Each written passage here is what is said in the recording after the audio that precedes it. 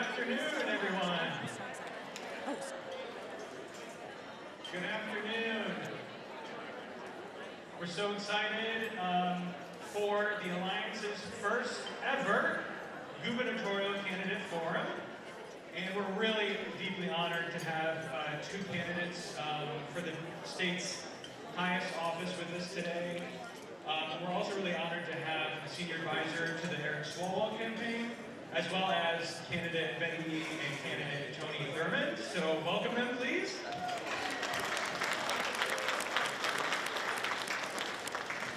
Of course, there will be an election in June of this year, the primary, and then also a general election in November. Before I get into it and introduce someone who's near and dear to me, I want to also recognize our sponsor, Choose Children. This is kind of a full circle moment for me. I actually helped found the Choose Children campaign a few years ago, and by a few years ago I mean 2018. And the idea behind the campaign is to make sure that the next governor of California is a champion for young children and families. And I really want to thank the First Five Association. They are operating the campaign. I really want to thank them for their sponsorship. So today's forum is an opportunity to hear from candidates for governor about the kids with the most acute needs and protecting the safety net for children, youth, and families, prioritizing vulnerable youth and including them in decision-making, strengthening nonprofits and community-based care. It's also an opportunity to hear from young people directly with lived experience. So this Golden State really can only build a future if it's built for kids and families and with them at its heart. So I want to give a big thank you to you, Andrea. Andrea Deveau will be moderating today. Thank you, Andrea. Thank you. And I want to introduce someone who has become a dear friend, colleague, and mentor to me over the past 9 months since I've been in this role. She is the CEO of Pacific Clinics, the state's largest nonprofit behavioral health services. She's also the president of our board of directors, and she's become a dear friend and mentor to me. So Kathy, I'll turn it over to you. Woo!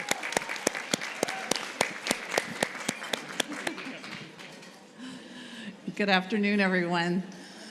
This is really wonderful to see so many familiar faces at the conference over the last couple of days, and certainly in this room today.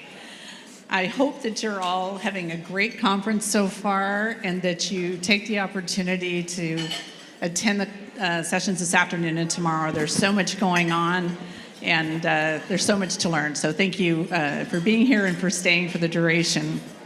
I also think this is a really good time to give a round of applause to the incredible team at the California Alliance.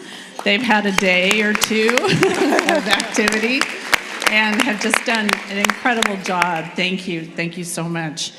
And to our new CEO, Pete Weldy. It's really not new so much anymore. He's aged. He's showing me the gray hair and the beard. It's happening. I want to thank you for your vision and your partnership, both individually and collectively with this organization. The vision that Pete speaks of so often is a vision of a brighter and healthier California for children, youth, and families. And that's what brings us together today for this gubernatorial panel. As members of the Alliance, we understand the power of the collective action to create positive change and better serve the needs of our communities. Together, we collaborate so that every child and every family is supported by a stronger, more connected system of services. And critical to our partnership are leaders who understand our community's needs and bring a vision for a healthier and brighter tomorrow. So on behalf of the Alliance and our members, I want to thank you, our gubernatorial candidates and panelists, for being here and for sharing your vision to help us understand and help us advance communities who need high quality, accessible, and timely services. So thank you for being here. And now it is my pleasure to introduce our moderator, my new best friend for this most important discussion. Andrea is the founder and managing partner of the Deveau Burr Group, which is a government relations and strategic consulting firm. Prior to founding her firm, she was in several other significant leadership roles, including the president of Strategies 360 California, the Vice President of State Policy and Politics at TechNet, the Executive Director of the California Association of Veteran Services Agencies, and she also served on our local mayor's tech council. And finally, next month, Leadership California will be honoring Andrea at the Power of Us dinner. So please join me in welcoming Andrea Deveau.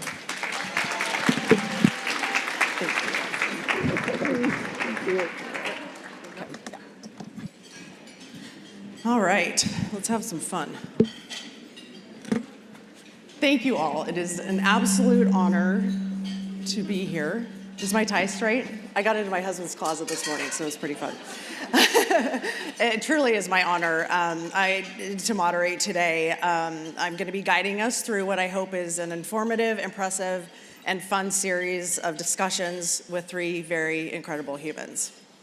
I have the honor of knowing and having worked with each of the individuals that will be up here with me today. And I'm really lucky to call them all friends. And now you will be able to do the same after lunch. I also want to thank my client and friends that lead every day at the California Alliance of Child and Family Services for gathering us here today and for fighting tirelessly for youth and families. With that, let's get started. All right, Ian, my friend. I'd first like to welcome Ian Calderon up to the stage. I could take the entire time with sharing the enormity of respect that I have for this man. Following in his family's footsteps, Ian was elected to the California State Assembly in 2012, and in 2016 was chosen to become the majority leader of the Assembly. He remained majority leader until the end of his Assembly tenure in 2020, when he chose family over politics. During his Assembly tenure, he served as the chair of the Select Committee on Youth and California's Future, amongst many others. In September of 2025, Ian officially announced his candidacy for governor, and just a few weeks ago, announced his withdrawal and endorsed the campaign of Congressman Eric Swalwell, where he now serves as a senior advisor to Eric in the campaign. Ian, please come to the stage.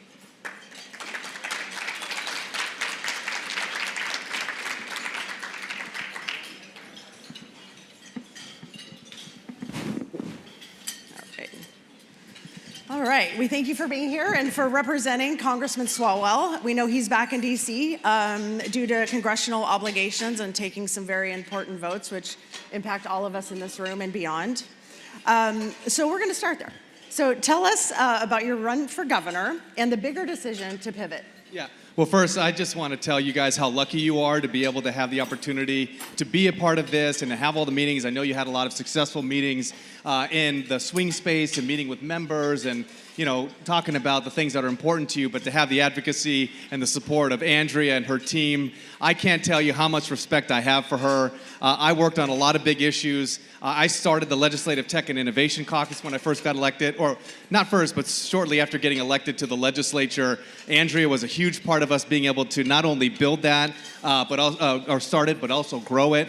So can you please just give Andrea a big round of applause again, because this is somebody who is an amazing advocate, who does a lot of great work and is a huge asset to you here in Sacramento. So yeah, going back to me and my decision to ultimately run and then pivot in this race, when I was young when I got elected to the Assembly. I was 27 years old when I first got elected to the State Assembly as the first millennial ever elected. And then in 2016, I became the youngest majority leader in the history of the state. I loved what I did. I loved the work. I loved being able to be the representative of leadership, promote harmony amongst the membership with all the different caucus members. And I love the work. But at some point in time, when you've got 3 kids and a 4th on the way, you start looking at your life a little bit differently. My kids are 8, 7, soon to be 6. Actually, my 5-year-old turns 6 tomorrow, and a 4-year-old. And you know, moments that I'm going to be missing potentially by continuing to fly up to Sacramento every single week. So I made the decision in 2020 to leave 4 years on the table and run for this, and go back to private life and started my own business, and that's what I've been doing for the last couple of years. But over time, you start to see these changes in politics. You're starting to see this generational shift in politics, this generational shift in leadership.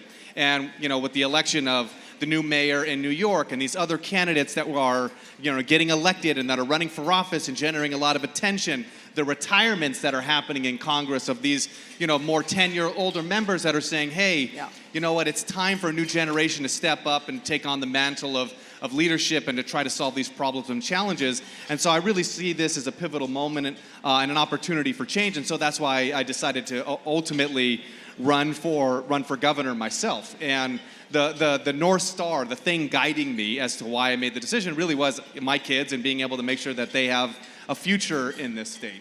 At some point, I didn't want one of my kids coming to me and saying, Mom, Dad, as much as I love you guys, if I want to move out of your house, which of course we're going to want that too someday. If I'm going to build, buy my own home, start a family, I'm going to have to leave the state. And I think that's an unfortunate indictment of California and where we are, and somebody stepping up and being able to be in the position to do that and to solve those challenges. And I believe at the time that I would be, even though it was going to be an uphill battle because I'd been out of politics for nearly 6 years, an important thing for me to do and step up and elevate these issues. And I did it. I loved the process. I loved being able to engage with people. I loved being able to learn and see places of this state I've never been able to visit before. But at some point in time, I had to assess whether or not I was going to have the resources that it was going to take in order to run my campaign. And I made an assessment that, if those resources weren't going to be there, I needed to pivot and be supportive of another candidate. And so that's what I chose to do, and I supported Eric Swalwell. We've been working very closely together on focusing on California and being able to use my experience in the legislature to help him understand exactly how to be successful and to implement his plan once he if he is fortunate elected to govern. Well, I mean, I thank you because I think it was a responsible decision that you made, and as a voter and a Californian and as a friend, but also that you didn't walk too far away. One of the things that you really leaned into when you announced your candidacy, and I know as an assembly member, as the majority leader, was housing. And so I want to talk to you about an issue. So Prop 1 significantly transformed the way behavioral health services are delivered in California. Everyone agrees housing is needed. At the same time, $1 billion was shifted away from county community-based services. Many counties have already announced closing or reducing programs serving youth, and specifically programs that prevented negative outcomes. What would, as the senior advisor to the candidate of Eric Swalwell, how do you see advising on investments being made over the past 20 years in prevention of early intervention?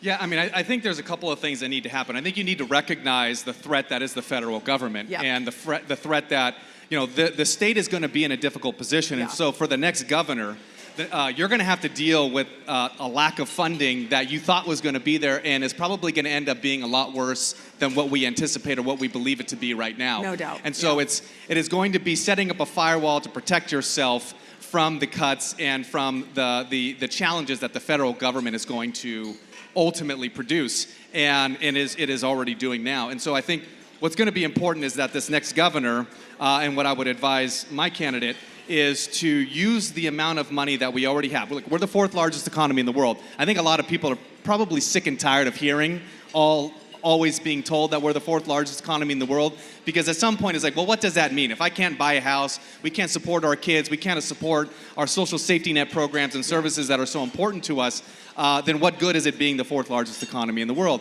And so, it's time to put our money where our mouth is, and we need to use the resources that we already have to invest in programs so that long term we can generate a rate of return on those investments to protect ourselves from funding cuts and funding deficits. That is going to be extremely important moving forward. And what I think is important for states like California to not just recognize but to also lead is that states are going to have to rely on themselves more.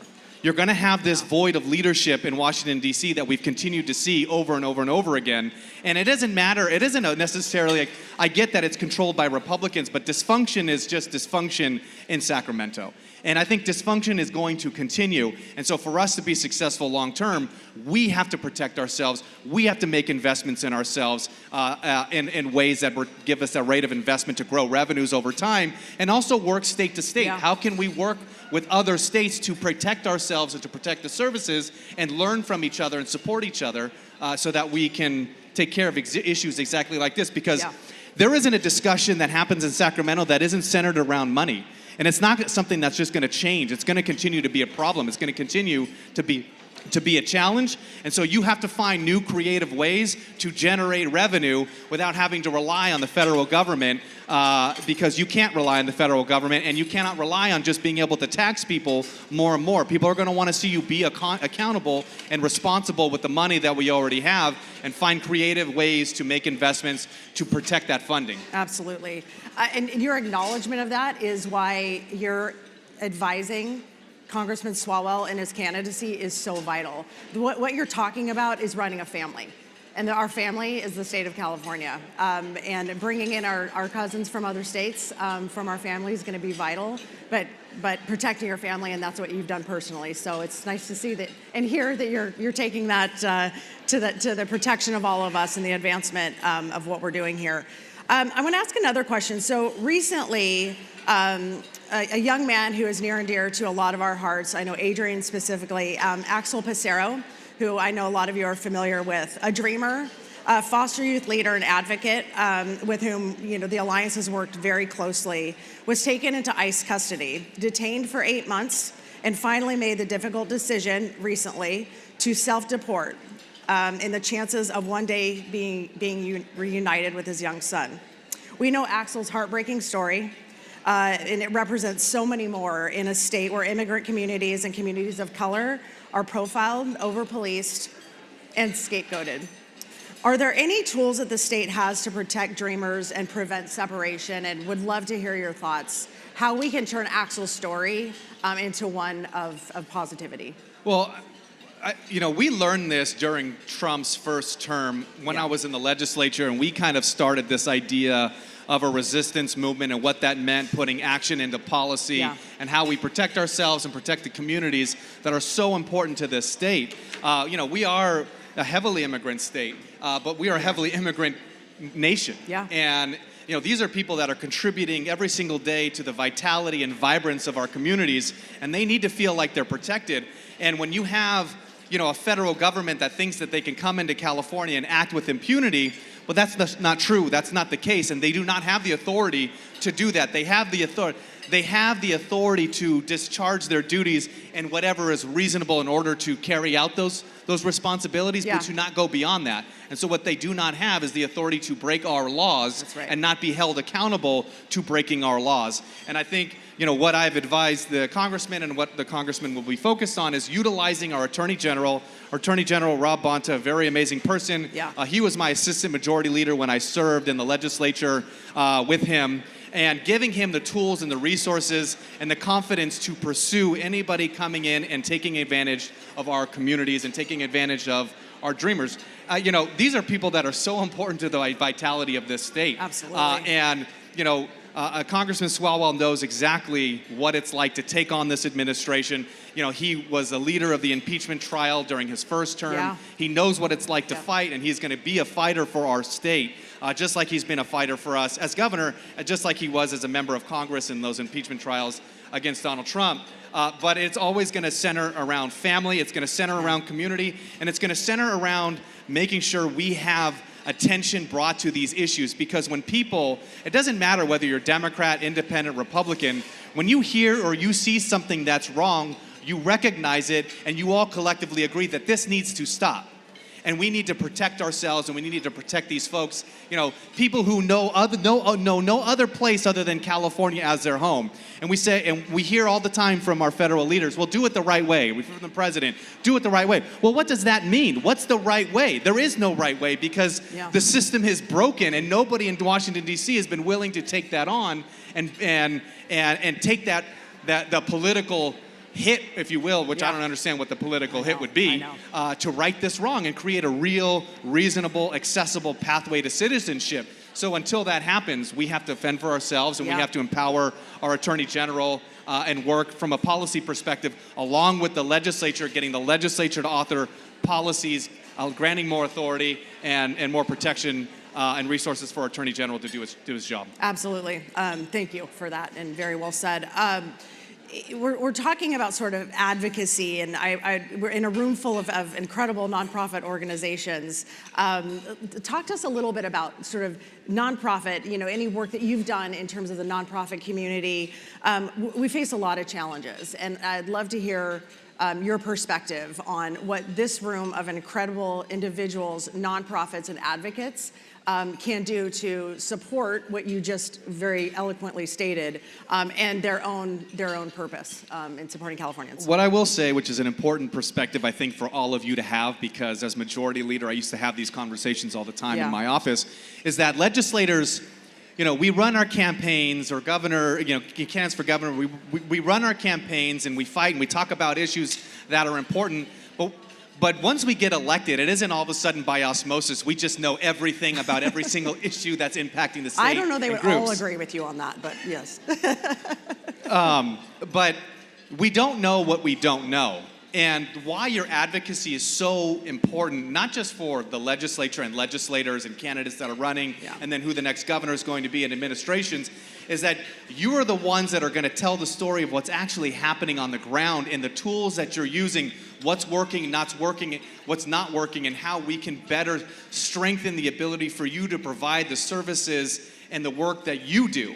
Because you serve as such important conduits to members of our communities that are protecting us, saving us money long term, saving the state money long term, providing the resources and the necessary tools that protect so many people that are important to us. And as legislators or as an administration, we don't know what you need until you come and tell us what it is that you need. And being organized like you are, there's so many people in this room with such a wide breadth of experience and knowledge in this area. Nobody knows more about being able to protect the communities that you're taking care of and you're protecting better than you.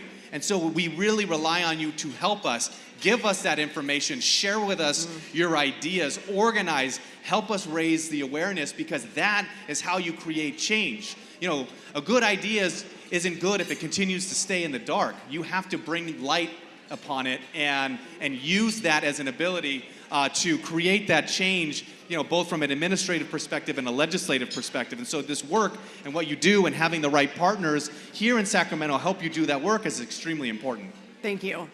I have a last question for you, and then actually we have a little bit of time for a question from the audience. So I'll tee that up momentarily. What was one of the biggest lessons you took away as majority leader, the youngest serving assembly member at one point in time? Somebody came in and took that crown from you.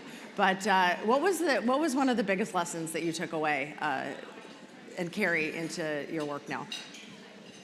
Yeah, this is an interesting question because I learned a lot through this process. I know. And by way of my background, my family has a long storied history in politics, and I grew up around it, and I learned the value of public service at a very, very early age. And when my dad would talk to me about, aren't you going to run for office one day? Are you going to get involved? I would always tell him, hey, Dad, that's your life, that's not mine. And here we are a couple decades later. But I think I took a couple of things away. I think first it's, there's this idea of what governance is from the outside. And, these back rooms where these deals are happening and how things come together. And I can tell you that the reality of the process is a lot less attractive than Hollywood makes it seem. These are very difficult decisions at times that are being made behind the scenes with extremely significant consequences. And I think it's just remembering that whether you're dealing with a legislator or you're dealing with a governor, they're a human being too. And they have family, and they have things that they care about and issues that are important to them and emotions and all the same things that we all normal people have. And just remembering that you have to be able to build those relationships and have those conversations and help them understand what they can do to do a good job and to be successful. Politics really is local, and being able to have just that community organizing and community support and dedication to just staying with issues. It's amazing how many things that are in practice today or in law today took sometimes authoring the same bill 5 years in a row in order to get done. So don't lose hope. there are always going to be challenges that are going to be facing you. There are always going to be challenges that are going to be facing the state. But the only way that those challenges won't get solved is if you just stop working, because then they definitely won't get solved. But at some point in time, you will experience that win. So you just have to keep up the fight and keep going. I'm a big believer in government. I'm a big believer in the institution of government. Yeah. And I believe that government exists to make life fair and equitable for everyone. And we're at a point in time where we need to restore people's trust and faith in government, and the ability for legislators and a governor to do that. And so you all hold a significant amount of power to not just determine who the next governor is going to be, but how that next governor and their success is going to be defined. Absolutely. I know that Eric would share his sentiments if he were here today. So I just want to thank you, and Eric is an incredibly lucky candidate to have you on his side. And as a Californian, I want to thank you for being an advisor to him. We have time for one question, and we have this amazing table that I'm looking directly at that I had the pleasure of meeting you all yesterday in the state capitol, and they were doing incredible work. So I'd love to turn, if there's one question, we've got about 3 or 4 minutes left for Ian up here. Who wants to ask a question of Ian? All right. Yeah, thank you, Ian. We're going to pass it over to our youth advocate, Ataya, to ask the question. All right, Ataya, thank you. Hello, everyone. I'm Ataya Osteen. I'm located in Los Angeles, California. I'm a foster youth advocate with NFYI, National Foster Youth Institution. And I really just want to say, students rely on phones for essential parts of our daily lives, staying in touch with family, coordinating transportation, managing schedules, and sometimes even mental health support. When policies are, made without proper input, they can create unnecessary barriers instead of helping succeed, including student voices. Is it just fair? It's also necessary for policies to actually work for people they affect. So my question is for you, as students, we're often told phones are distractions, but they're also how we coordinate rides, communicate with family, and manage our schedules. How would you make decisions about technology policies in schools while involving students? And that's a really good question, and it's a very relevant question because I'm dealing with this with my daughters right now. My daughters, they're 8 and 7, but I swear to God, they're 17 and 16 years old right now. And like play dates is a big thing with their friends right now, and being able to communicate with them if they have an issue while they're in school, and us wanting them to be protected, because one thing that our generation of parenthood is dealing with that future or previous generations haven't dealt with is school safety being a significant issue, and whether or not somebody is going to come on campus one day and use a gun. And being able to have that communication with our kids and knowing where our kids are at, just not to infringe on their privacy or keep tabs on them, but for safety purposes, extremely important. And so what we did do is we did get our daughters a Gab watch, which is great because we can see them during the day. What's bad about the watches is that the charge lasts like half a day. But I know that the congressman's position on this issue is kids being focused while they're in school, bell to bell, and being not allowing the phone to become a distraction while you're there to learn. And I do agree that they can and do become a distraction. There is a concern about bullying and how technology can be used for bullying, and the exposure to information. At times where you might not be ready to receive that information. And so I think the way that I would the congressman's position and the way that I would advise him is to recognize that, look, if there are real challenges and parents need to be able to communicate with their kids, especially when there's an emergency. I think being able to turn your phone off but keep it on you while you're in school is extremely important, because if something goes down, you need to have access to that so that you can call for help and you can reach out to your family so that they know that you're safe, and your parents can reach out to you and help, or your family can reach out to you.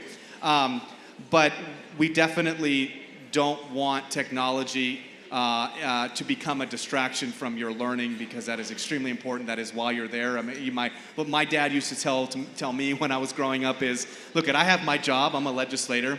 But when you go to school, that's your job, and you need to focus and do your job well and pay attention. And so I think it's being able to find the right balance of being able to let you have that access to your phone in the event that you need it, but staying focused on your schoolwork and being able to learn and staying engaged in school at a point in time where you need to be able to do that. And the problem with technology right now, which quite honestly Andrea probably understands better than anybody in this room, is that it is constantly changing and evolving. I support, and I know the Congressman supports, the evolution of technology that improves our lives, that improves our safety, that improves the ability for us to be successful, not displaces us or serves as an alternative to things that aren't as successful at helping us be, to learn and be successful in our everyday lives.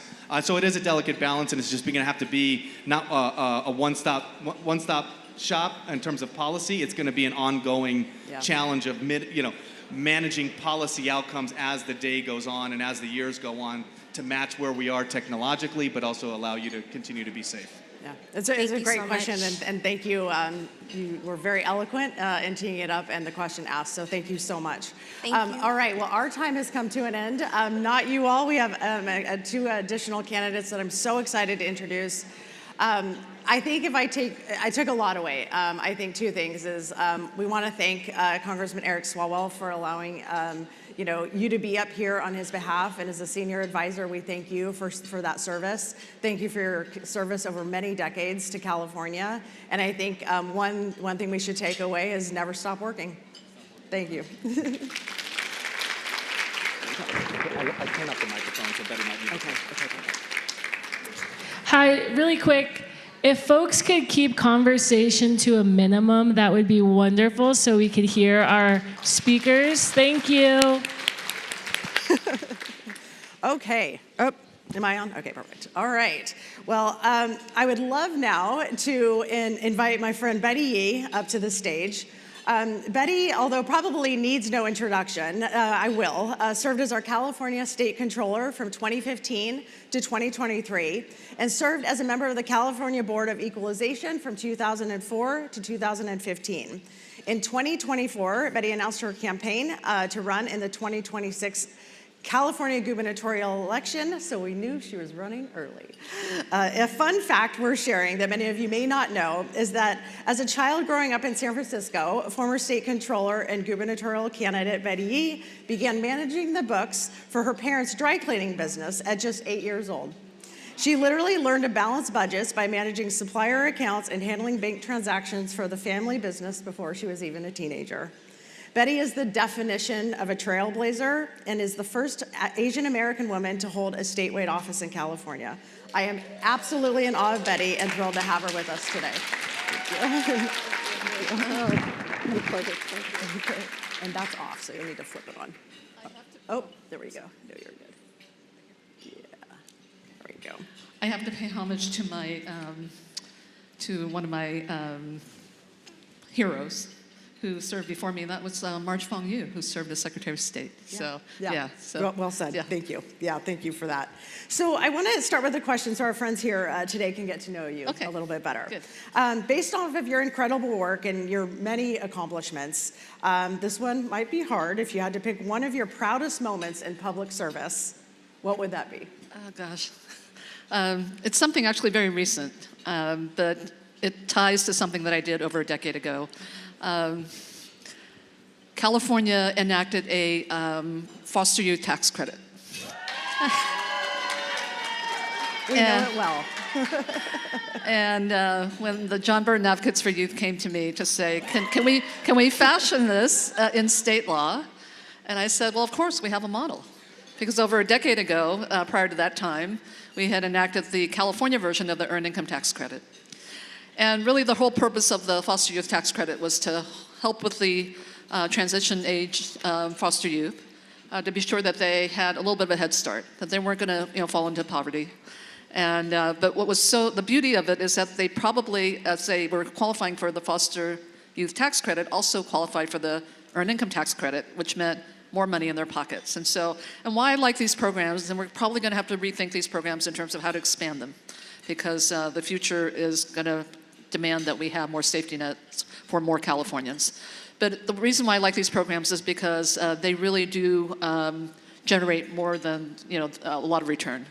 These dollars go right back into the local economy, and to the extent that it helps to offset any just public funds for support of our most high need people in the community, that's really a win-win.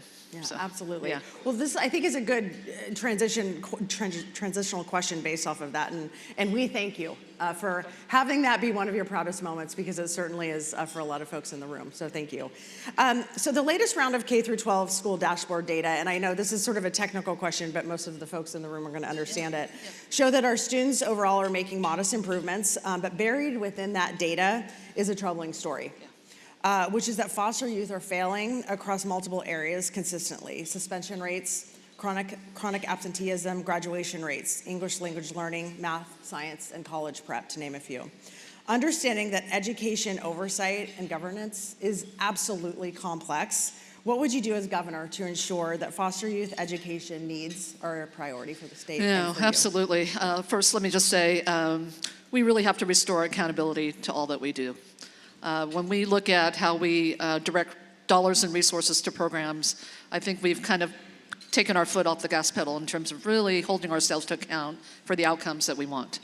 And what we generally try to do when we see, just additional problems arise is that we put more money to it, rather than kind of peeling back and really understanding some of the root causes of why we're seeing improvements but not sustained improvements. And when I think about foster youth especially, first of all, I think we have to have a commitment that what we see is working, that we commit ourselves to keep funding it. It can't be a start and stop, a one and done. It's got to be a commitment to continue. Secondly, it's also about just understanding the environment in which our youth are learning. There are a lot of pressures and a lot of challenges right now, just in education generally. Safe environments for learning. Looking at a lot of the other mandates the school districts are having to deal with. School district budgets that are so challenged because of the high cost drivers that are challenging all of our budgets. High costs of healthcare. I want to pay our teachers more. And so every time I think about how do we, first of all, let me just say before I even say all of that, we have to prioritize children and youth, period, in everything that we do. It's the lens through which we should look at every policy issue that we deal with in California. Because I know all of you, the work that you do is because of the failure of government to do that. And so you're kind of picking up the pieces in terms of the gaps when we don't put all of our policies through the lens of what's in the best interest and the well-being and health of children and youth. And so when I look at the commitment that we have to really also make to ourselves, and that is centering equity in everything that we do. Because when we look at children and youth, not everybody has gotten the same start. And it's not their fault. But it's government's responsibility to figure out how do we kind of level that. How do we make sure that the environments in which they're learning are giving them opportunities? How do we know that policies that are being implemented in our educational systems, like disciplinary actions, are actually equitable? These are the kinds of things that get carried forth, and we don't generally take a look at them. These are tough policies to deal with, but if we keep centering the idea that children and youth are our priority, it can actually help save us money if we do this right, in terms of some of the other costs that will be attendant to not doing it right. Absolutely, thank you for that. I'm going to pivot to HR 1. Yeah. So for those of you that don't know, and most of you I'm sure do, HR 1, known as the Big B bill, I'm going to call it. Yeah. I just can't say it. Is a major budget reconciliation out of the federal government, signed into law July 25th, enacting significant changes to Medicaid, SNAP, and tax policies. HR 1 threatens Medi-Cal coverage for millions of adults and reductions of Cal Fresh food support for millions more. We know that those impacts reverberate through the entire family. Yes. So as governor, you can't print money. I checked, it's not, you shouldn't do it, to backfill these cuts. What tools would you enact and look at to protect kids and their families? Sure, no, thank you. Yeah. No, you're absolutely right. We can't print money like the federal government. But this is what we can do. And as I've been traveling the state on this campaign, with the looming impacts of HR 1, The one issue that is that I keep hearing about, whether you're in a red part of the state, a purple part of the state, or the blue part of the state, the one thing that all Californians have in common is we just want reliable service delivery. Now, HR 1 complicates that. A lot of more requirements on counties, a lot more requirements on the state, a lot more angst upon those who are in these services, being served by these services right now. But here's what I would say. I think there are some opportunities, and there are going to be some tough decisions. With the looming cuts, first of all, I'm just going to say I'm going to do everything I can to flip the House so that we at least can hopefully delay some of the impact of this. And, look, I canvass every election cycle, even when I'm a candidate, but we have got to get people in there who understand the devastation that this bill is going to create across the country. But what we need to think about is, in terms of an opportunity, is this. How great is our current system now? It works by and large. I feel like it's kind of being taped together on occasion. We're just trying our best just to use whatever we have in front of us to serve the people that we are responsible for. And let me just say to all of you, part of why I accepted this invitation was because I wanted to say to you in person, you all are doing God's work. Yeah. I mean, I look at the failure of government policies. I look at the fact that we are really good at still working in silos, and you all have to kind of figure this out on a day-to-day basis. And so I think one of the opportunities is to really look at between our relationship with our counties and cities, our relationship with all of you, how do we make service delivery actually look better? And how is the experience for children and youth and families, how can that be a more positive experience? Because it still feels like they're being pushed from one point to another to ultimately getting all their needs met, when frankly, when you're all trying to deal with the whole person, it's really, really hard on the children and on our youth. And so I would say that's an opportunity that helps us think about how can we do service delivery more efficiently? How can we do it in a way where our needs are actually understood, cross-discipline? How can we do it in a way where it's community-based and at the outset, trauma-informed and trauma-centered? And when I think about the work that's already being done now in terms of how service delivery is happening in this regard, we just have to pull this together. We have all the ingredients of how to do this, but it's now the will of breaking down, decades-long silos about people having very, kind of deep ownership about what they do. And I think that's really the responsibility of the state, because when I talk about accountability, that's so at the heart of how can we use our public resources much more efficiently and effectively to deliver the outcomes that we want. Absolutely, and I want to thank you also. I should have recognized this from the top. These candidates are getting probably 250 to 300 invitations to speak and to debate and to join forums. And you and Tony, who's joined us, have accepted this invitation because of you all and because of who's in the room. And so I want to acknowledge that and thank you for those comments. So yes, exactly. Absolutely. I asked Ian the same question, and I'm going to ask you about, we have a room full of incredible nonprofits, yes. Right? And so, same sort of question. There are a lot of challenges being faced. California is built on the back of small businesses and nonprofits, and sometimes forgotten. So talk to us about sort of, as governor, yes. How you would prioritize nonprofits and your thoughts there. Sure. So as I think about all the challenges that are facing the state, my approach generally is to look at what do we have to work with and where are the needs being felt. Because part of the challenge of serving California is our great diversity, but it's also our greatest asset and strength. And so I am a great believer in proximate leadership. So those who are closest to the challenges and issues are probably the best architects of the solution. And so you all are going to be my brain trust on some level, about how we do more effective and efficient service delivery, about how we can be sure that the needs in your communities are being met in the most effective and efficient way, and how you can inform state policy to where it can no longer be a one-size-fits-all. It's got to be flexible policies that can allow you to get to the granularity of what you need to do to serve your communities. And so I look at the nonprofit sector and the small business sectors as very interrelated in that regard. Because you're right there on the ground level. And with the small business sector, that's where the opportunities can actually Absolutely. Take place. Ian talked about this, and this is my big belief. We're so vulnerable here in California because we have not built statewide what I call an economic resistance, which is why I think the federal government has a target on us. You know, when we go into our immigrant communities, when we go into our communities of color, and when we go to our low-income communities, you know, we've not invested enough to where people in those communities can feel like they're standing on a base of economic power. And that economic platform that undergirds, one of the platforms that undergirds our democracy can be knocked out right away. And so this is what we have to do together. So it's not just about, you know, serving our children and youth and families, but it's about how we create opportunities.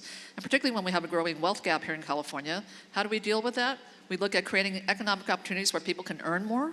But how can they earn more? We've got to help them on the cost side. Be sure that they don't have to think about and stay up at night about how they're going to pay for health care, where they're going to get child care. So, you know, we have to look at it on both ends of the equation, and that to me is the investment that we need to make, and how we can hopefully start to make some progress in closing that widening wealth gap.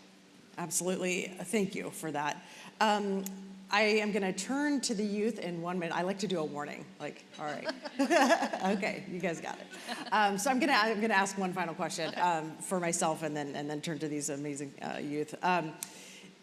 What's been the most challenging part of this candidacy, this run for governor? It's just, I'm sure, a very simple question to answer, but I would be. I think what's been challenging, and look, I think we all feel it, and that is there's so much that our families and Californians are dealing with right now. There's a lot of anxiety, a lot of stress, frankly, a lot of trauma. And much of it with what's happening from Washington affecting California. And look, people are just trying to get by a day, trying to figure out how to put gas in their car to get to work, wanting to know they're not going to lose their health care next month, you know, wanting to know their kids' school is okay. And so to get someone to focus on a governor's race, like, good luck.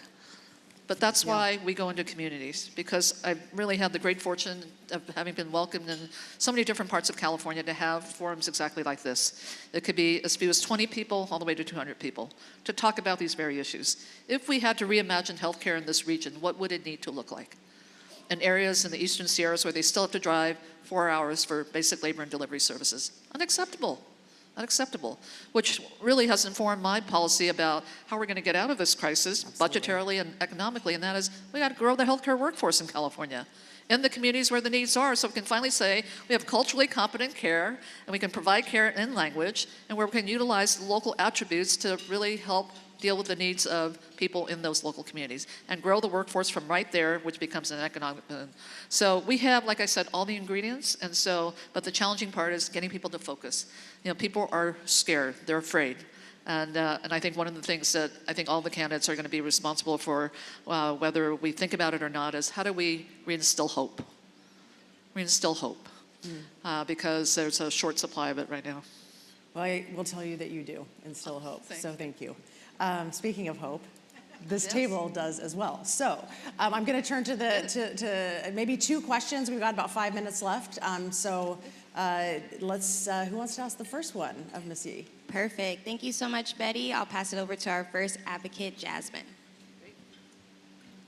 Hello, everyone. I hope you can see me. I know I'm kind of short. We can see you.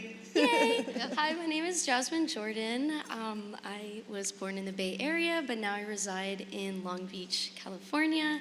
I work for a nonprofit called Stepping Forward LA, and we have an app that we created for current and former foster youth to, provide and share resources. I personally work as a housing navigator, so I work with a lot of transitional age youth. But I am a member of the LGBTQ community, and a lot of my peers in my inner circle are also members of the LGBTQ community. And with kind of the state of the world and budget cuts right now, a lot of us are stressing for each other, and we worry about each other's safety. And so the question I have is, with federal funding for LGBTQ plus crisis support being cut, how will California continue to protect these life-saving services? Yeah, thank you. Thank you for the question.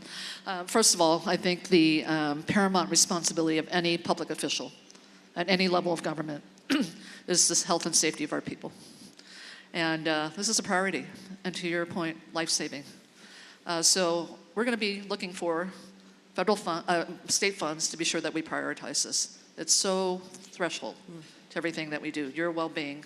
But let me also say this, because I want California to continue to be a beacon about how you can be in a place as diverse as this and where everyone is welcome and belongs.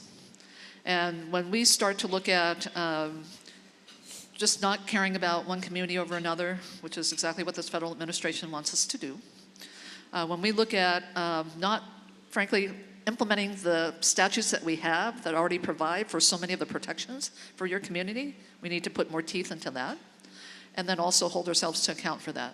But more importantly, to my earlier point, we're coming to you in the community to see what is going to work for you. That everybody has voice about how you think about how you can become, just a thriving community, what we need to do in terms of investing with the LGBTQ plus community, and how to, not just in terms of safety, and we're going to look at putting all of our state resources. I mean, I plan to direct all of the executive branch to be looking at how we keep all of our communities safe. And when I say safe, that entails everything that's intersectional with that, including creating economic opportunities, including what happens in school, safe, inclusive, supportive environments throughout all of our communities. So that's a priority. Great Thank you so question. much. Thank you. Do we have time for one more from the table? All right. Hi, okay, my name is MK. I am from Fullerton, California. I go to Cal State Fullerton. Go Titans. A lot of us youth face housing instability, and we have to jump through major hoops to ensure that we get stable housing. How will you ensure counties follow the same housing standards so foster youth don't lose access to housing because of confusing rules? Yeah, no, it's a great question. And look, I think this is a great role for the state in terms of our oversight role, but also looking at how we can, let me just, I want to just say something about counties for a moment, because all of you know, you have relationships with counties throughout the state. They are all stressed. They're all stressed. You know, and you can't help but to think why, because look, they wear three hats, right? So they provide municipal services in the unincorporated area. They provide countywide services, and they're our administrative arm of all of our state programs, particularly our safety net programs, and with not adequate funding, frankly. So what I want to do is to just say to counties, and I want to really build up that relationship to be more robust, because I think the partnership can be really good. The data they collect in terms of who they serve can help us in terms of policy. So there's a really great relationship that I think could be made more robust. But on that issue, the state should be looking at how do we designate navigators for those communities that really have barriers to accessing basic services, including housing. Nothing wrong with that. We're not crossing a line doing that. I think it's really helping to facilitate what we want to achieve in terms of our housing goals and our housing for all policy. Thank you so Thank much. you. Another great question. Well, I think our time has come to an end. I know, it went so fast. I want to thank you again for choosing us. And I think one thing that I took away from you, and I hope you all did too, is that you are her brain trust. And I think that is incredibly powerful. So thank you for being here. Thank you for running for this amazing state and for your leadership. Great. Thank you all very much.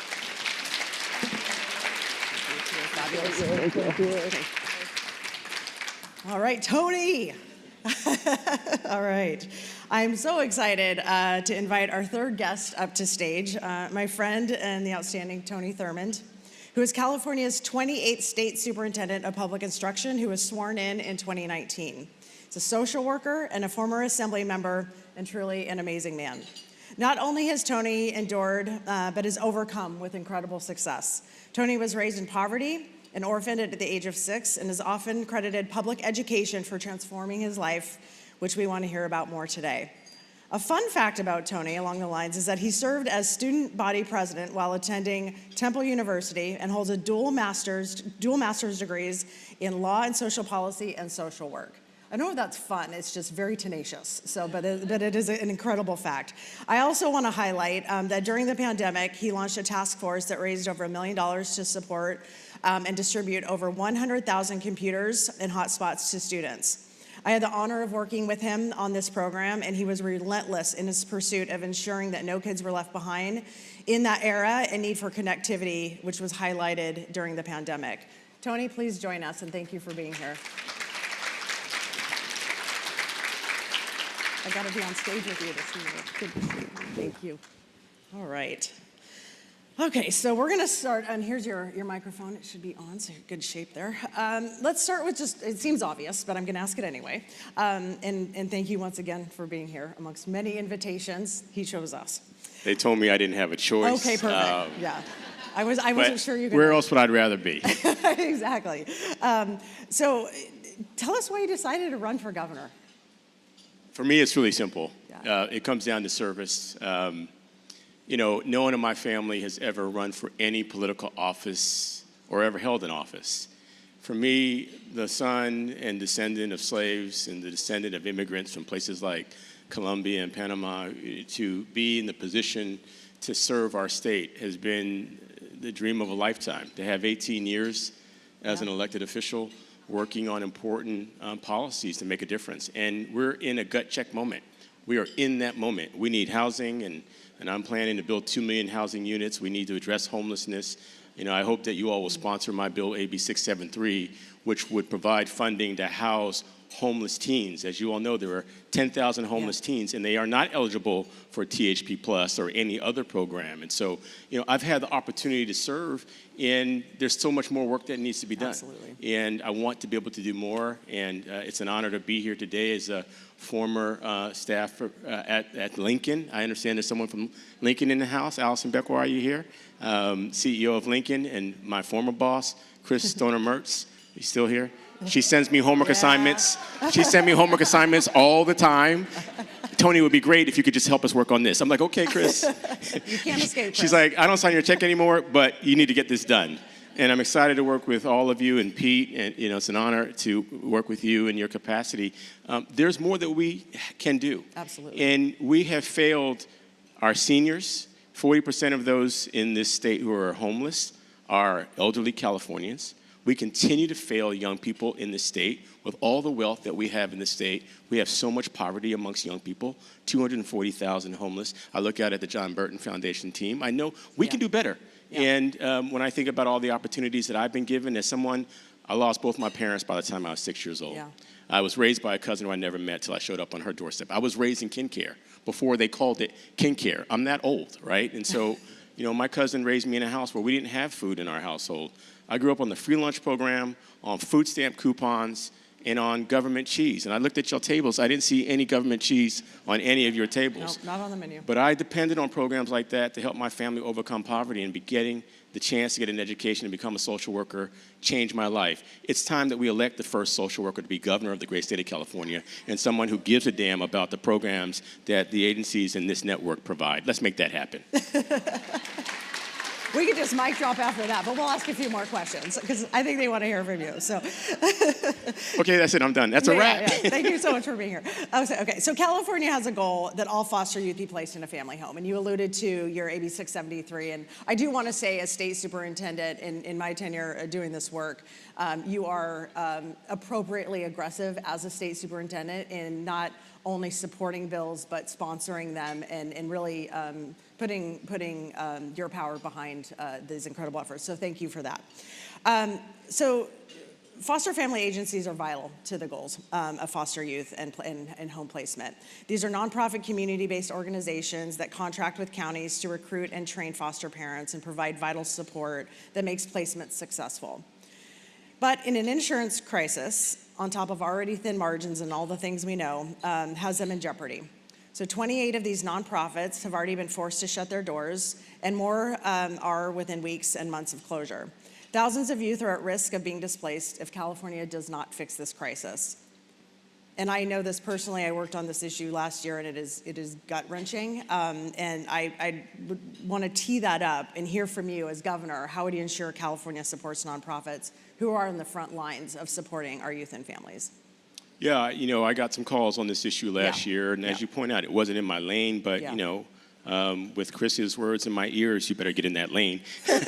Merge quickly. I was glad to reach out to folks like the Secretary of Health and Human Services and others to say, what are we going to do about this? And clearly, if we've lost that many agencies, and it hasn't been addressed, and it needs to be addressed. And the state has to figure out how to do two things at once, right? If there's a law that says we will protect those who are the survivors of abuse, That is what we should absolutely do. That's right. But that should not become the reason that drives foster family agencies out of existence, or those who serve young people who are dealing with abuse and neglect all the time. And so we've got to find a way to manage the situation. And it may take the state of California offering its own blend of insurance to indemnify the agencies who are taking care of our children. Yeah. We may have to do that. And as governor, I'll do that by executive order to say we will make that the law in California, because the insurance, that's a great place to put your hands together. We're going to do this. It is. Definitely. Definitely. Because look at what's happening in the insurance industry. And I'm going to use a parallel here. They have practically abandoned Californians as it relates to fires, flood, and other disasters. During the Palisades fire and the fires in Pasadena and Altadena, those companies basically said, we're not going to help you. We're not going to answer your claim. We're not going to insure you. And then afterwards, they got a rate increase. Yeah. I'm sorry, where I come from, you don't do a bad job and then you get a raise, right? And so California has created its own form of homeowners insurance that is struggling, but I believe that California can help to indemnify the agencies that take care of our kids, and that's where we have to go, and that's the kind of leadership that I hope to provide for this network and for all those who help our foster families in the state. Awesome. Like I said, direct solutions from a direct man. Appreciate that. So I asked the other two here, and I'm going to ask you the same thing. Nonprofit organization, right? We have an incredible group of nonprofit organizations here with outstanding strengths. Talk to us about your view on nonprofits, examples from your own community, and you know, how, as governor, you would continue not only to support nonprofits but help them succeed. You know, you all are the safety net. Yeah. And when I came to the legislature, I came straight from Lincoln. And, you know, every year I introduced the bill. First of all, you know where they put me when I came to the assembly? When you're a new member, they don't tell you. Oh, I know where they put me. Right? They don't tell you. They don't tell you what your office is going to be until you come up on the first day. And so, put this as a context.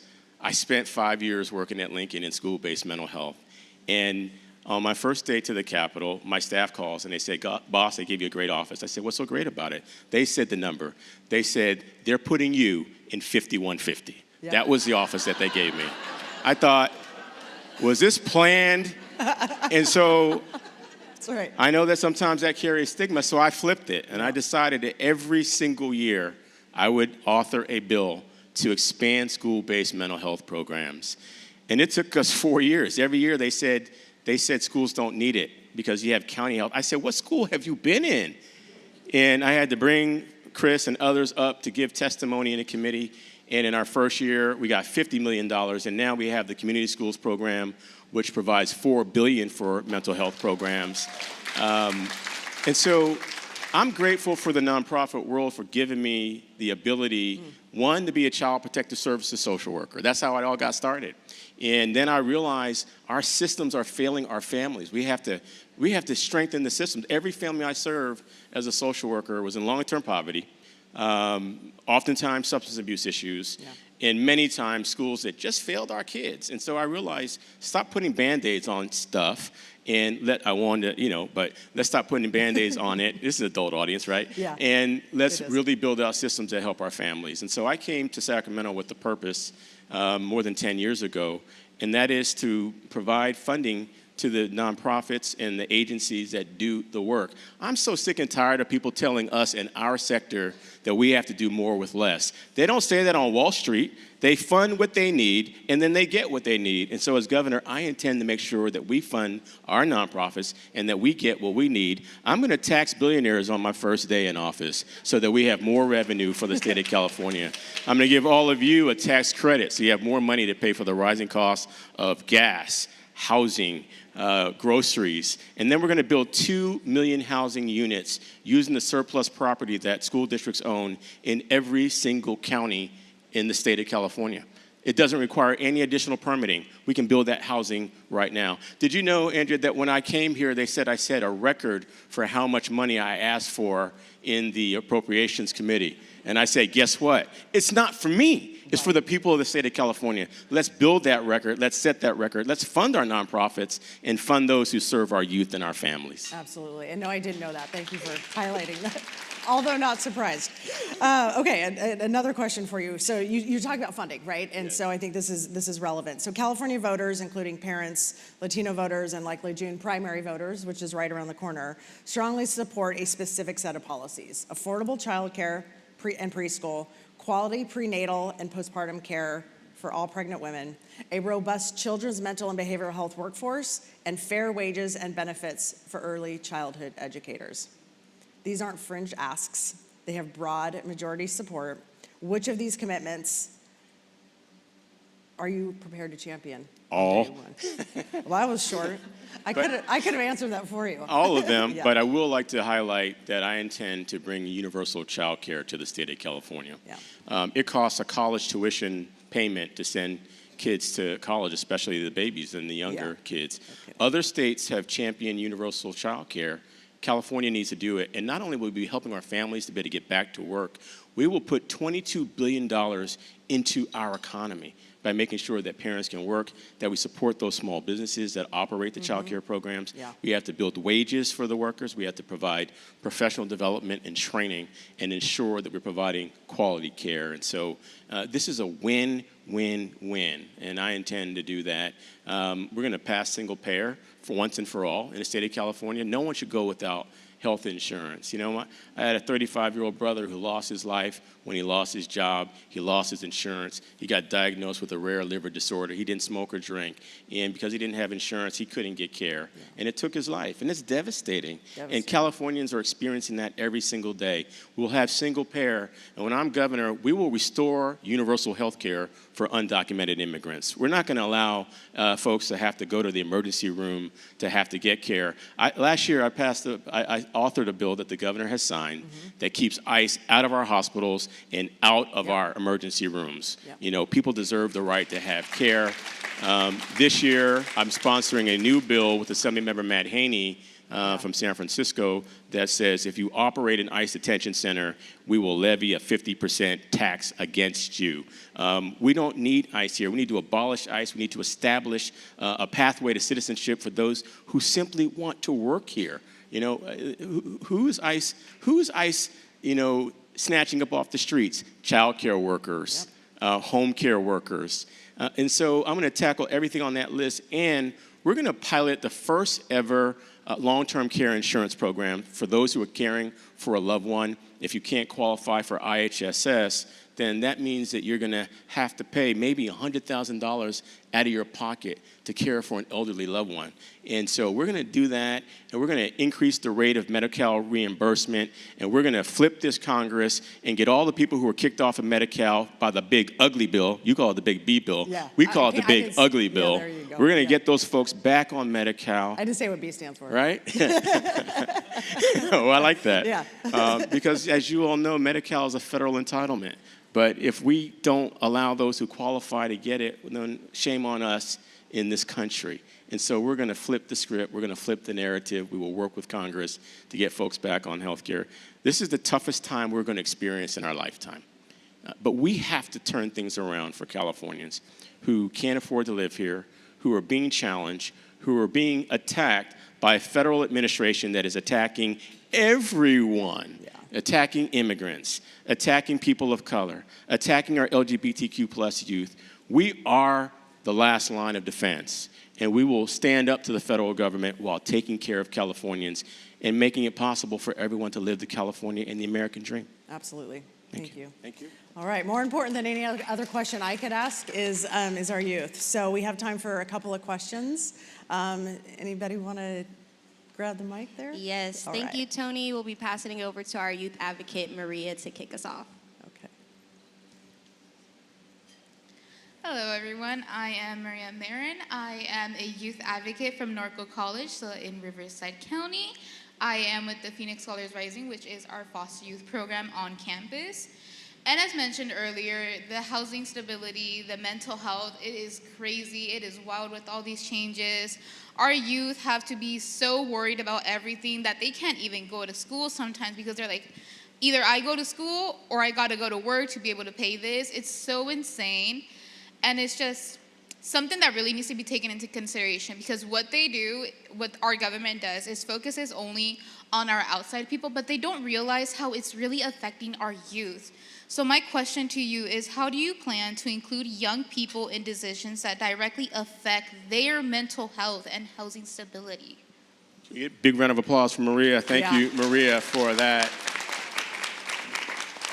What's my plan to involve young people? Are you available? We're hiring. We got jobs. Oh, I'm totally available. I can go right now. That's what I'm talking about. Why should we ask those who are not youthful anymore to be the only ones who have a perspective on what affects young people? And I'd like to have Maria and others advising me directly and my administration directly, just like the statewide youth advisory council that I created and the parent advisory council that I've created, to hear directly from young people on the policies that affect young people. And so we will partner together. As I mentioned, I'm going to build 2 million housing units. There's also legislation right now that would put a bond measure on the ballot in November that I'm supporting, that if passed would generate $10 billion for affordable housing in our state. I mentioned AB 673 for the 10,000 homeless teens. And I'd like to just shout out again programs like the Chafee Grant, which I was proud to author the legislation to say every former foster youth gets a Chafee Grant. It used to be limited, now it's forever, and it's been extended to 26 or 27. We can go beyond that. Y'all didn't know that? Okay, all right.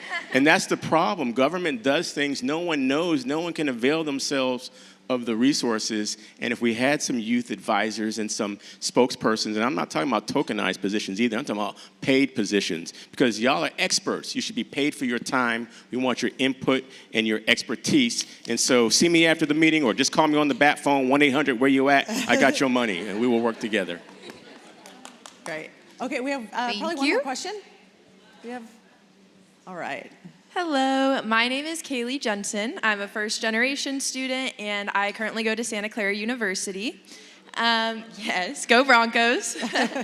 So currently, California spends about $100 billion a year on education. However, a lot of our students still feel underprepared for careers in college. I know for me, I'm a third year now, it took me about 2 years to figure out my financial aid, different career paths, and what courses I need to take. There's a lot of things that I didn't have that guidance to figure out. And so my question for you is, what changes you would make to ensure that high school actually prepares our students for real-world opportunities? Thank you for your question. Big round of applause. Go Broncos, go Broncos. By the way, this year I introduced legislation or sponsored legislation that would make college free for California students who go to a CSU or a UC to go for free for 4 years, and when you graduate, you get and you get a job, you start to pay it back for the next group. And everybody says, oh, it's not needed, it's not needed. We give so much financial aid. And I said, but look at how many of our university students are unhoused themselves and are food insecure. And they're like, oh, well, they can apply for CalFresh. I'm like, really? We can do better than that, right? And so we're still working on it, we call it Pay It Forward, to make college free. I think the other part of that is we have to deepen what we do around college and career preparation so that students get hands-on opportunities every single year. Last year, I raised $1 million privately to make sure that students in Oakland would get access to a paid internship program in STEAM careers, because I want them to go into a profession that they know there are a lot of jobs. There are 85,000 jobs that are going to be unfilled in STEAM. When you look at the surveys, college-age students and recent college graduates, their biggest concern is, will I be able to get a job?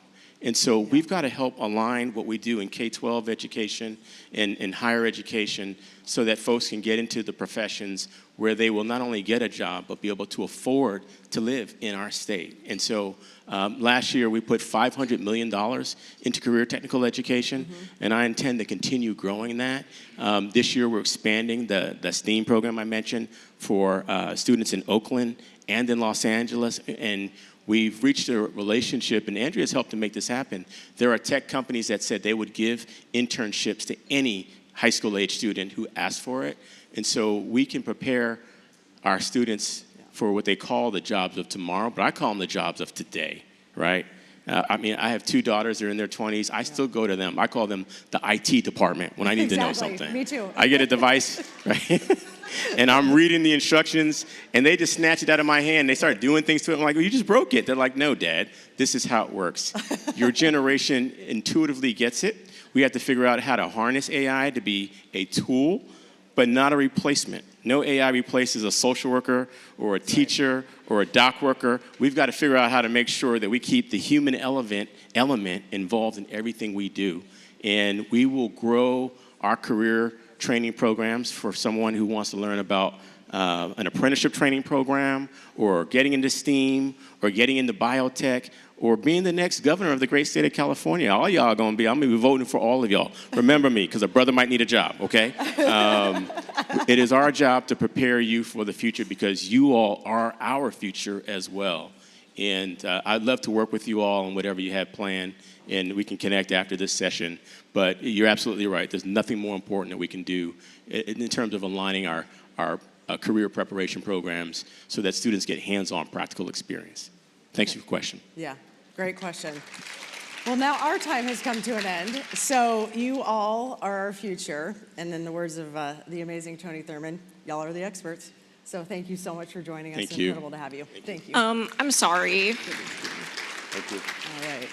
Before you step down, I do have a question for you, because you had mentioned the ICE situation. Yes. Well, first and foremost, hello everybody. My name is Andrea Patnod, and I represent the Indigenous community with the Youth Collab.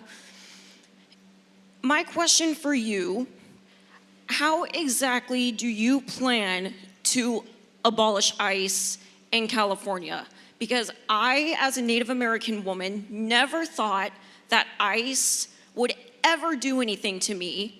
But recently, my father, an Indigenous man, was almost taken by ICE. If he did not get out of there fast enough, I probably wouldn't even know where he would be today. So, how do you plan to take care of ICE here? If you're comfortable staying for one more question, and then we'll, okay. I got nothing but time. All right. I'm on your time. All right. I am sorry for what happened to your father. Yeah. And let me be clear, to abolish ICE, we have to work with Congress to do that. And so the first step is we have to flip Congress so that we have people who are willing to vote to not only stop funding ICE, but to say we need to scrap it. ICE has killed 2 American citizens and has threatened and terrorized hundreds of thousands of people all across this state. And so we need to start all over again. We need to have some kind of immigration, but this is not it.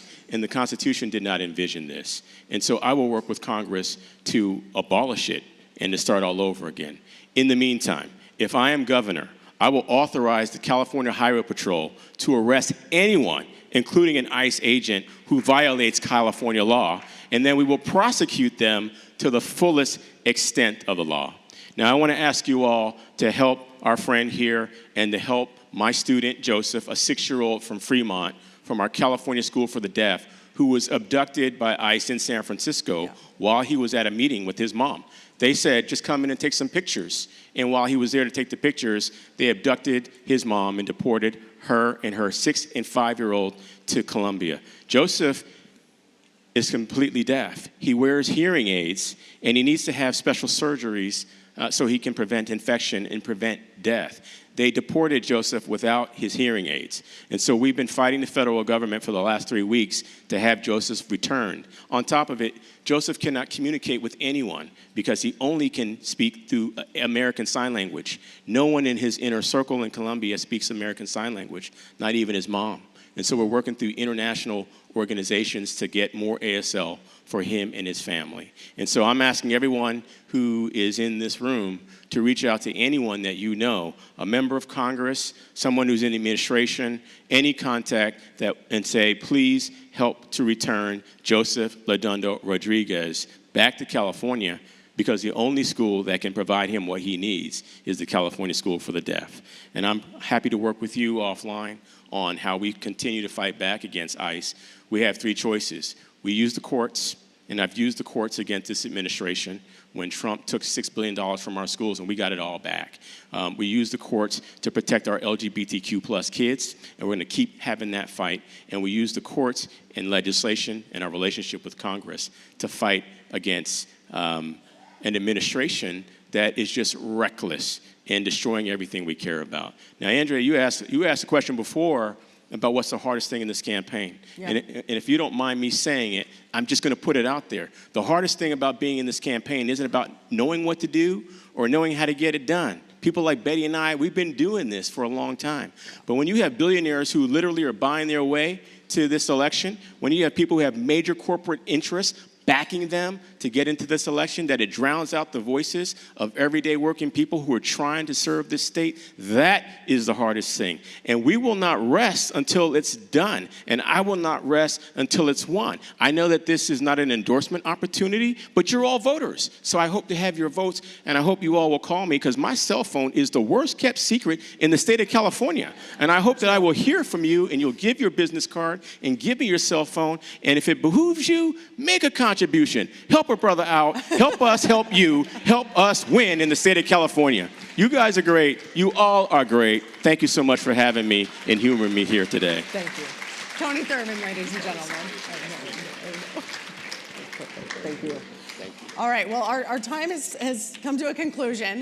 That was a sobering but very real end to Mr. Thurmond, and thank you all.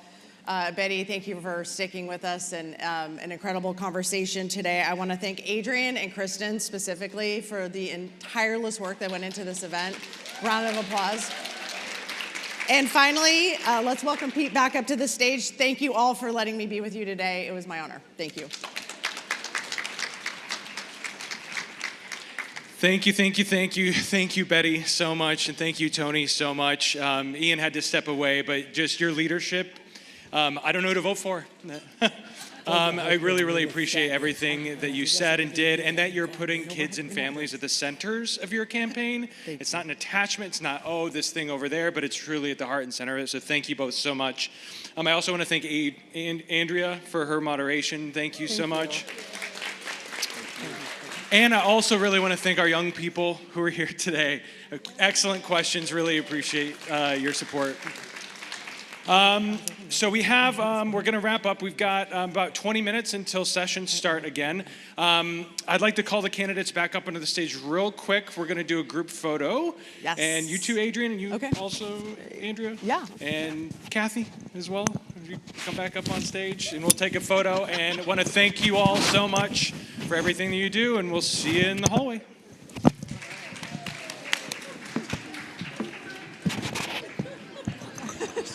She's going nowhere without her best friend.